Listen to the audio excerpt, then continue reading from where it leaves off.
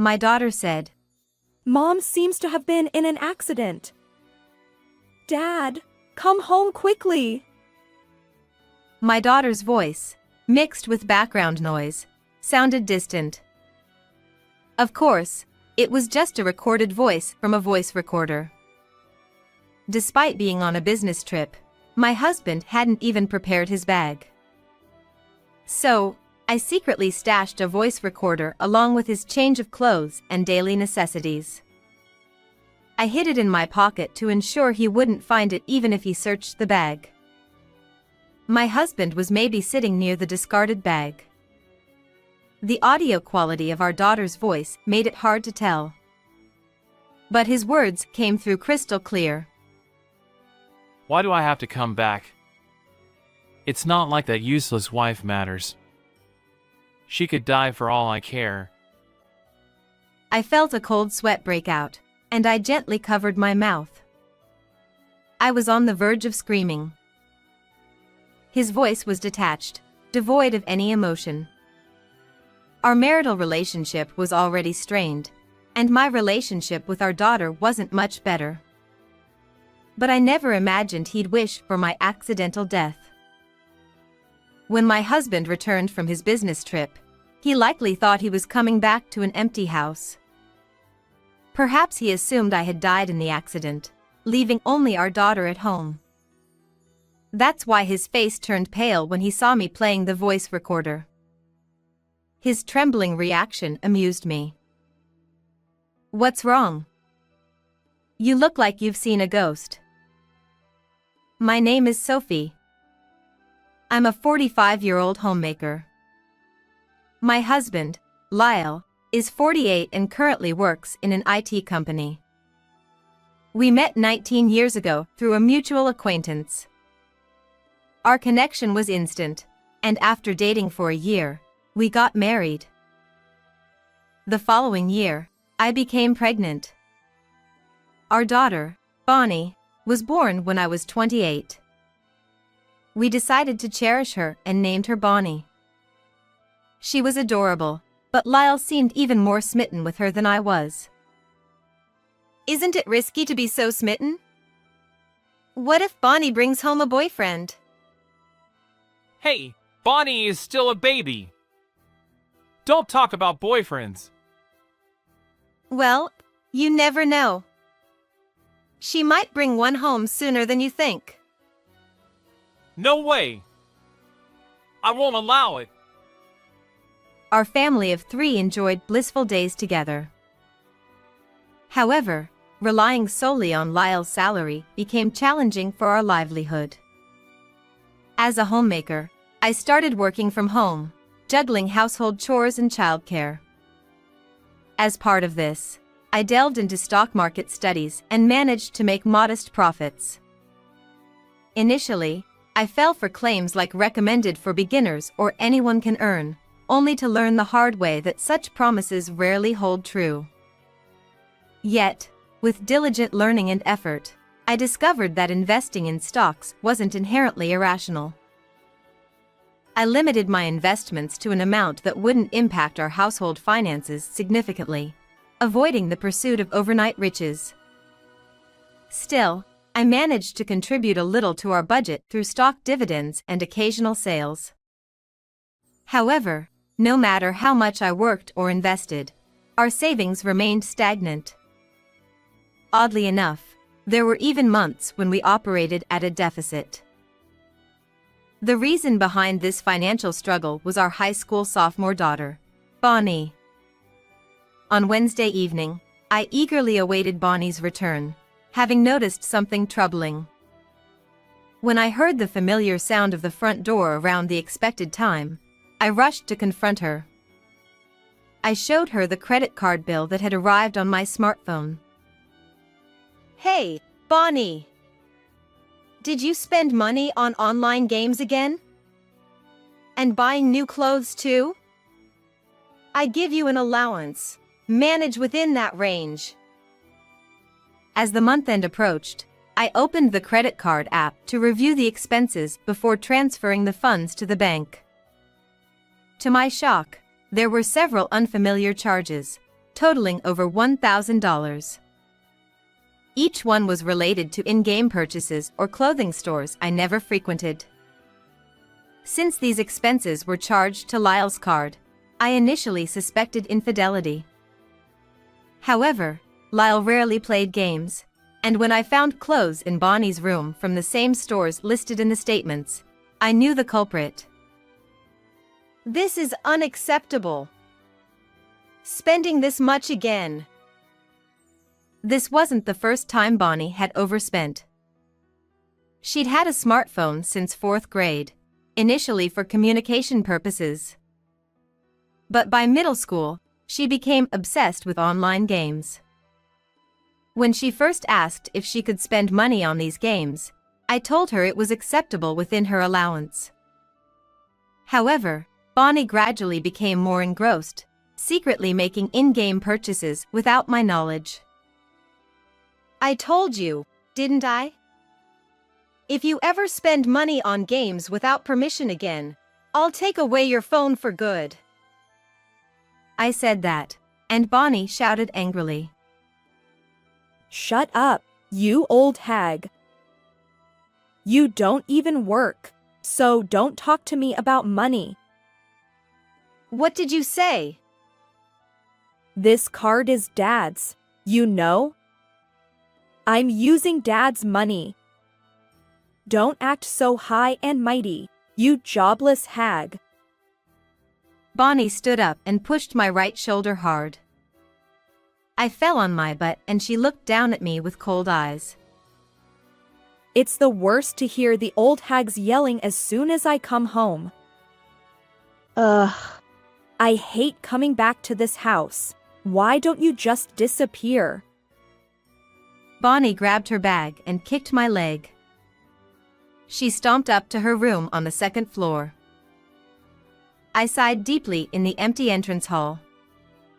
Bonnie wasn't always like this. She used to be aware of how wrong it was to use her parents' money without telling them. She even checked with me how much she could spend with her allowance. But since she entered the 1st year of middle school, she gradually started to treat me with this arrogant attitude. Puberty and rebelliousness are not cute at all. The cause is Lyle.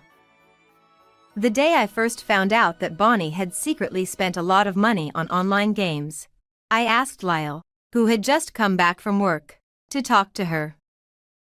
He sighed softly and said, It's fine, isn't it? If Bonnie wanted to buy something, just let her buy it. You said it yourself. You don't want Bonnie to have a hard time.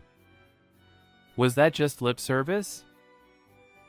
I do feel that way. But it's different to spend thousands of dollars without telling her parents. That's a month's worth of food. What? You don't love Bonnie? I love her and care for her.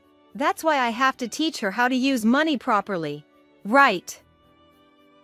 As I tried to continue my argument, Lyle clicked his tongue and said, Stop it! I'm tired from work, you know. It's exhausting to hear you nagging. She used the phone payment, right? Then it's my money, so just shut up. I'm going to take a bath first, so get the meal ready. Lyle didn't scold Bonnie at all. He just despised me for being cold. I tried to have a discussion with both Lyle and Bonnie several times after that, but Lyle always said, It's my money, so it's fine. He didn't even pretend to discipline Bonnie. Of course, Bonnie became attached to Lyle, who spoiled her and cuddled up to him with a sweet voice. On the contrary, I got more and more unacceptable behavior from her, even considering her puberty and rebelliousness.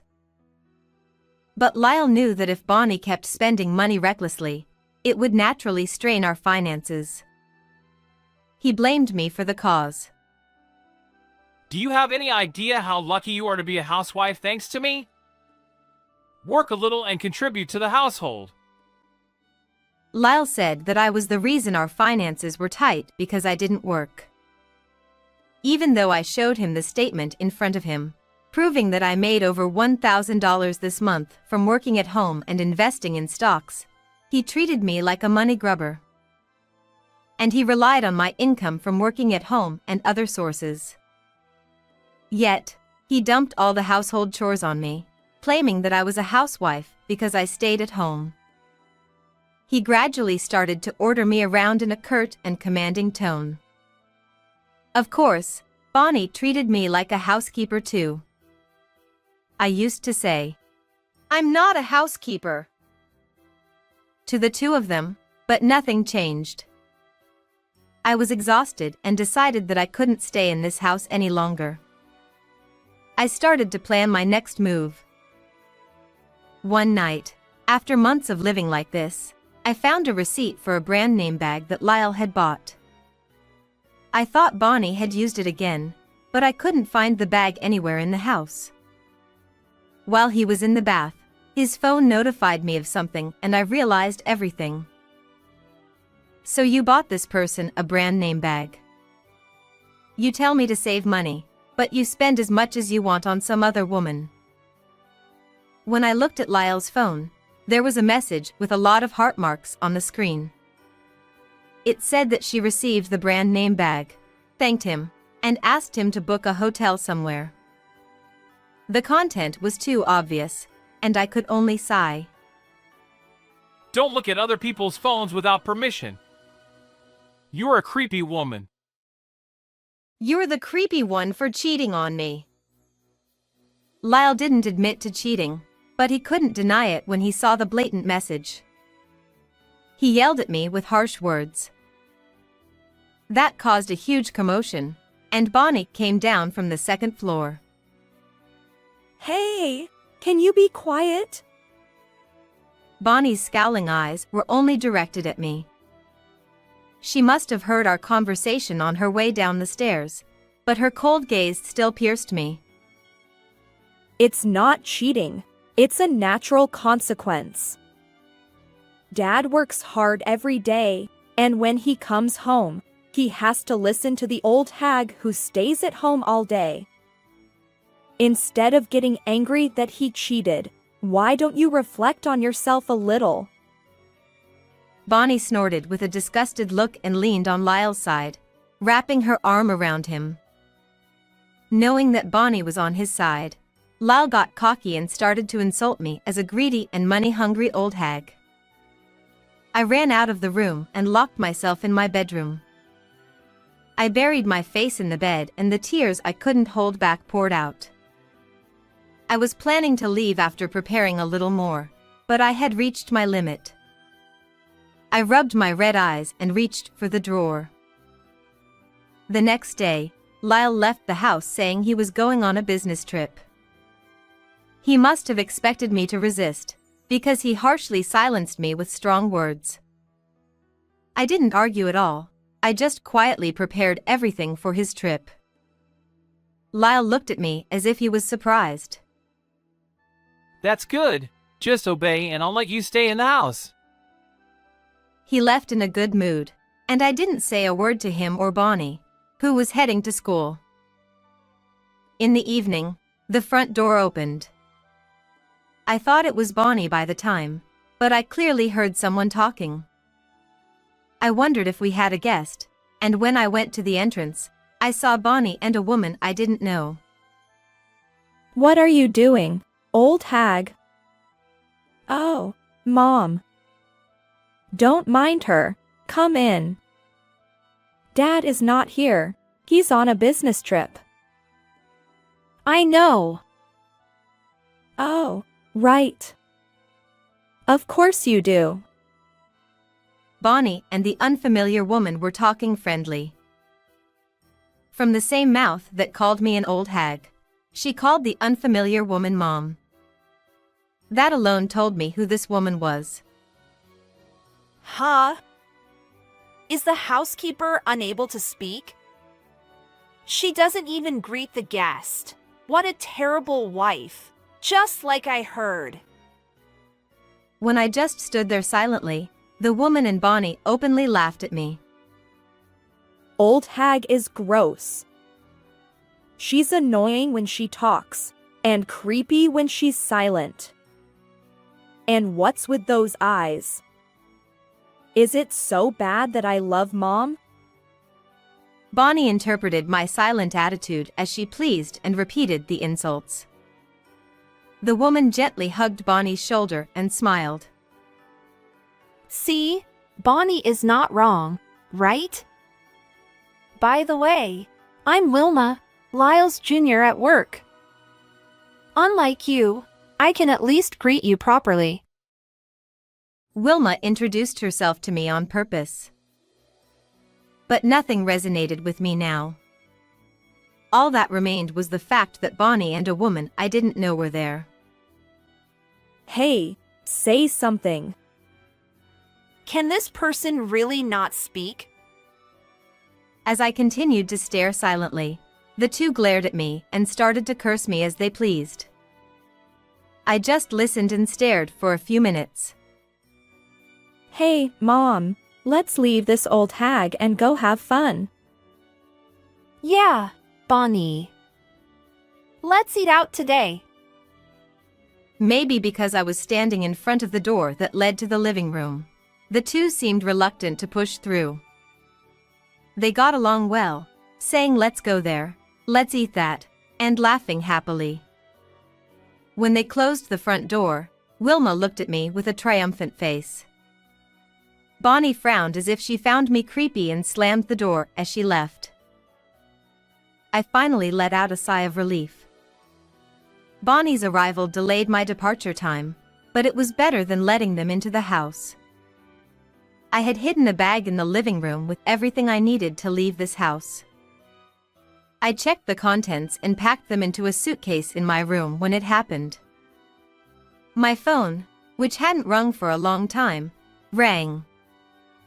It was set to ring only for Bonnie, and it hadn't rung for years. I remembered setting it to this song, and the phone didn't seem to stop ringing. After staring at it for a minute or two, the call finally ended, but it rang again right away. I pressed the answer button and heard a shrill voice in my ear. Hey! Call Dad and tell him that Mom is in trouble. He hung up on me. I just hung up the phone silently. The phone rang again from Bonnie. I turned off the power to make it quiet, and the room was silent. After about 5 minutes, I turned on the phone and there were dozens of missed calls. She must have been calling and hanging up over and over in that short time. She must have given up, because my phone didn't ring anymore. I needed to finish the last touch. I sent an email to each of my family and Lyle's relatives. The next evening, Lyle came home in a better mood than usual. He greeted the second floor with a bright voice. I'm home! But what greeted him was the sound of rough footsteps and Bonnie's sobbing voice. You idiot, Dad! Why did you ignore my phone call? Lyle's eyes widened as he heard Bonnie's voice screaming in tears. Dad, it's terrible. Mom got into a car accident and she's in a critical condition. Come to the hospital right now. It was Bonnie's voice. Bonnie in front of Lyle couldn't speak properly because she was crying. Lyle's eyes finally met mine at the door to the living room. Huh? No way. I don't care if that wife dies. Lyle turned pale and trembled. I handed him the voice recorder silently, and he realized that it was a recording of the conversation. What's wrong? You look like you've seen a ghost. I spoke to Lyle for the first time in a long time, and he gasped briefly. But Lyle's scream wasn't because of me. He saw my parents and in-laws behind me, filled with anger. It goes without saying, but I wasn't involved in any car accident while I was at home. As Bonnie called Mom, the one who got into the accident was Wilma, his cheating partner. Last night, when I went to pick them up at the hospital, Bonnie, who had tears all over her face, jumped at me. Mom is in trouble. Hey, why did you ignore my phone call? Call Dad. Even though Bonnie was crying in front of me, I didn't feel anything. I just listened to her complaints silently. Apparently, Bonnie and Wilma left the house and headed to the downtown area. They walked casually while looking at their phones, and entered a red light. Luckily, the car in front of them stopped, but a motorcycle came out from behind and hit Wilma. Wilma flew away and lost consciousness, and an ambulance was called right away because there were many witnesses. Fortunately, they were taken quickly and Bonnie was able to ride with them, but Bonnie and Wilma are strangers now. Wilma was barely alive when it was already late at night. In the meantime, Bonnie was questioned, and since she had no blood relation to Wilma, they contacted me as her guardian and I went to pick her up. After bringing her home, Bonnie cried in her room all the time. What? Wilma! After hearing the gist of what happened, Lyle's first concern was Wilma. You idiot! He tackled Lyle from the living room. Lyle groaned pitifully, but only trembled. You are all shameless. Unbelievable. You cheated on your wife and said you don't care if she dies. Lyle was overwhelmed by his father-in-law's fury, and only repeated, but, what if? I was disgusted by how small he was, and showed him some photos. These are the proof photos of you and Wilma cheating. I also have screenshots and videos of your messages, and I will use them to claim damages. From you and Wilma. Of course, I will also divorce you. What? Wilma is in a critical condition right now. You are a devil for asking for damages. The devil is you. You hurt our Sophie, you selfish bastard. When I demanded a divorce, Lyle turned red and yelled at me. But he soon screamed and apologized under my father's pressure. Let's talk to a lawyer about the property division and custody. I'll tell you in advance, I don't want custody. You raise her. Huh? I heard a dumbfounded voice. Bonnie looked up at me with her mouth open. So I can live with Dad and Mom from now on. That depends on him and Wilma. My words made Bonnie overjoyed, and she clung to Lyle's hand. My parents and in-laws looked down at them with indescribable expressions. Of course, I'll support Wilma. You cold-hearted woman, I'll divorce you right away. Bonnie sided with him and Lyle pointed at me. My father-in-law stepped in and apologized to me. Sophie, I'm truly sorry for what he did. Thank you for taking care of this foolish son of mine. Hey, Dad! What are you apologizing for? Don't call me Dad. I'll cut off all ties with you today. And Bonnie, you don't intend to apologize to Sophie, do you? Why do I have to apologize? My father-in-law clenched his teeth and sighed deeply. My mother-in-law gently stroked his shoulder. Then, we'll lose our son and granddaughter.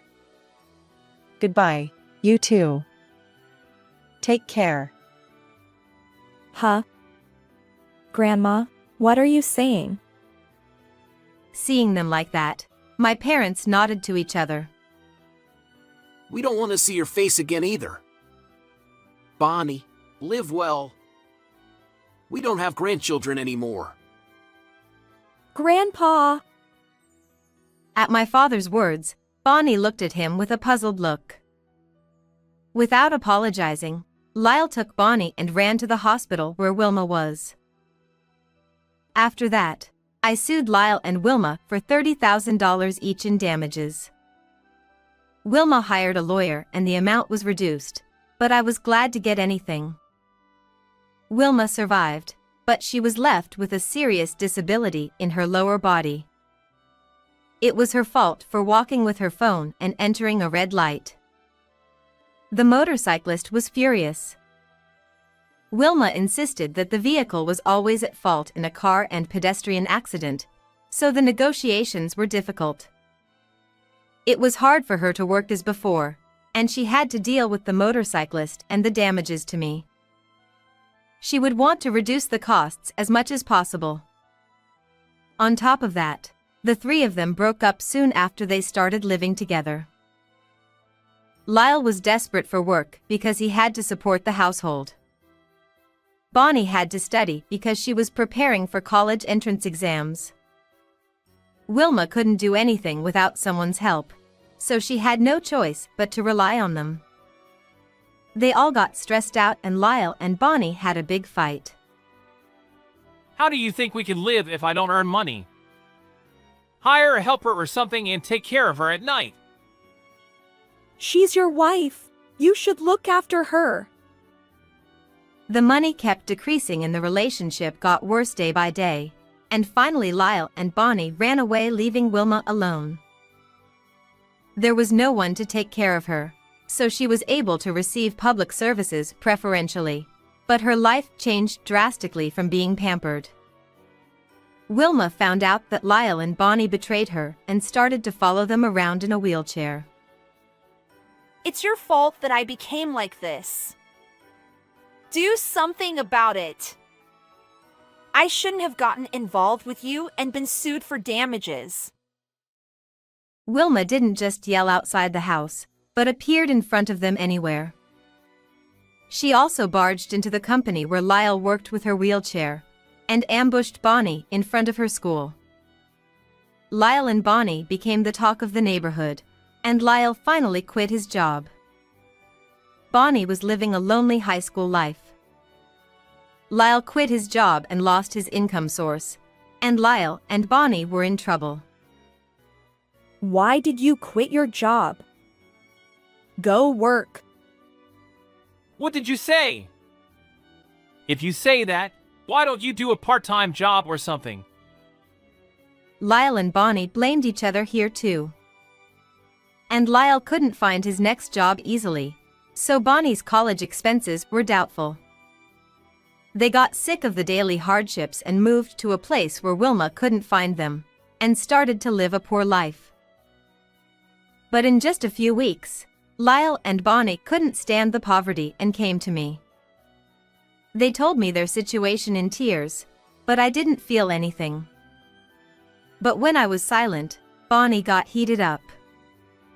She glared at me. It's your fault that I became like this. If you didn't complain about me spending money on online games and clothes, this wouldn't have happened. It's the parents' responsibility to raise their children, right? If you had raised me properly, I wouldn't have turned out like this. What? Instead of apologizing, Bonnie vented her anger at me. Doesn't she ever reflect on what she has done? And then Bonnie threw a shocking line at me. I wish you had been in an accident. You owe me money for ruining my new family. I felt like my brain was shaking from the shock. I worked from home and studied stocks to make ends meet, and I always saved money by giving up what I wanted to buy and do, and I cooked and cleaned no matter how tired I was. I regretted that all the time I had devoted to these people was a waste. I closed the front door. Lyle put his finger on the door and tried to force his way in. Give me money and I'll leave. You're still doing that clicky thing, right? Give me the money you earned from that. That's right. If you're making money from stocks while living with your parents, you must have a lot of money. And living with your parents, what a good deal you have. I heard their words and felt something snap inside me. Get out! Get out of here! Don't show your face! I'll call the police, I said in a trembling voice, but firmly. They must have been surprised by my comeback. Lal tried to calm me down with a sweet voice. Hey! Sophie, I'm sorry. I was wrong. So, give me some money. Police! Damn! What the hell? Annoying. It's your fault. Lyle and Bonnie cursed and left. In the end, they were only after money and left as soon as they were intimidated. Bonnie never apologized to me. I had no feelings for them left. 2 weeks later, I started going to mental care at the suggestion of my parents. It might not have been like this if it was just Lyle, but the shock of being betrayed by Bonnie as well left a deep wound in my heart. You hardly talk, do you? You might not be able to talk, not just not talking. You should see a doctor. I was skeptical when I heard my dad's advice, but when I actually went to the hospital, I realized how much I had been pushed to the edge. I digested what had happened then, and I started to feel more positive. My mom made my favorite food for me, and my dad bought me things I liked. Their kindness also wrapped my wounded heart. Now, I'm trying to rebuild my second life in this warm home that raised me. How did you like this story? Please also subscribe to my channel. See you in the next video.